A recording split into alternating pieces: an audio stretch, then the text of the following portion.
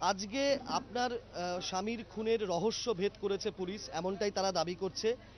৫ জন গ্রেপ্তার হয়েছে এবং বলা হচ্ছে পরিকল্পনা মাফিক ছক কষে এই খুনের ঘটনা ঘটানো হয়েছে।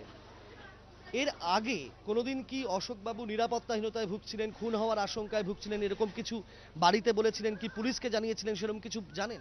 না, বাড়িতে আমাকে কিছু জানায়নি।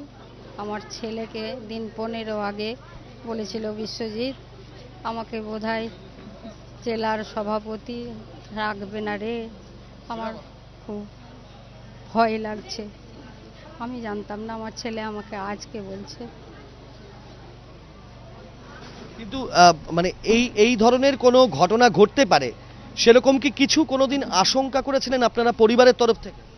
না, আমাকে আমি বলতাম যে তুমি তৃণমূলে এলে তো তোমাকে পদ দিয়ে আবার পদ কেড়ে নিল।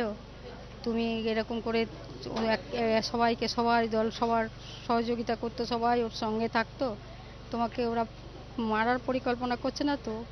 বলতো না, আমি কারো ক্ষতি করিনি, আমাকে কেউ মারবে না, তোমার ভয় নাই। এখন কি চান আপনারা? আমি এখন সিআইডি তদন্ত চাই।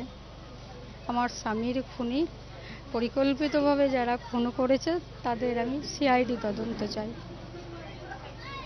আমার ছেলে মেয়েকে, আমার হতাশা, আমি একই নিরাপত্তায় ভুগছি, আমাকে কে দেখবে? আমার সংসারের গার্জেন চলে গেল। আমি সিআইডি তদন্ত চাই।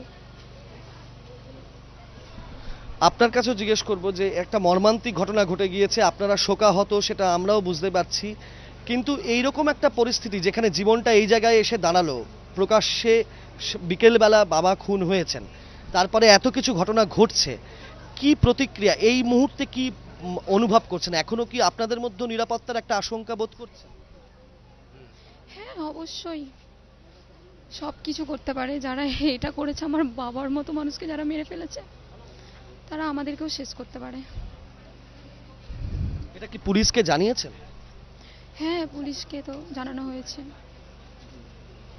আপনাকে এবং আপনার মাকে সকলকেই রাস্তায় বেরোতে হয়, এখনো বেরোতে হবেও আগামী দিনেও, তো সেই জায়গাতেই কি মনে করছেন যে কোনো আবার কোনো অপ্রীতিকর ঘটনা ঘটতে পারে? হ্যাঁ, হতে পারে। তারপর সব থেকে বড় আমার কাকু। আমার আমাদের কিছু না হলেও হতে পারে, কিন্তু আমার কাকু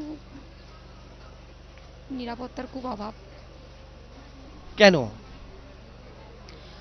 একটাই, ওই যেহেতু আমার বাবার ইয়ে থেকে আপনারা নিশ্চয়ই শুনেছেন যে বাবার 10টার মধ্যে 8টা বাবার ইয়ের নেতৃত্বে জিতেছিলেন। তো সেই জন্য এই আর কি, এর জন্যই বাবাকে মেরে দিল। তো আমার কাকু, এবারও কাকু আছে, দেখছে যদি কাকু সেই হালটা ধরে, তার জন্য কাকুকেও মেরে দিতে পারে। আপনারা একটা এফআইআর করেছেন, একটা মামলাও রুজু হয়েছে, কি মনে হয় কেন এই খুন এবং কাদের বিরুদ্ধে আপনাদের অভিযোগ? আমাদের অভিযোগ অশোক মুখার্জি আর বীরভূম জেলা সভাপতি অনুব্রত মণ্ডল, এরাই চক্রান্ত করে আমার বাবাকে মেরেছে। কেন? ওই একটাই ওরা চেয়েছিল যে যদি আমার বাবাকে শেষ করে ফেলে, তাহলে সব এটা ওদের দিকে যাবে, পুরো ওরাই রাজত্ব করতে পারবে, অশোক ঘোষকে যদি মেরে ফেলতে। মানে দলের জেলা সভাপতি অনুব্রত মণ্ডল এর মধ্যে জড়িত রয়েছে? অবশ্যই, আমার তো তাই মনে হয়, অনুব্রত মণ্ডল আর অশোক মুখার্জি।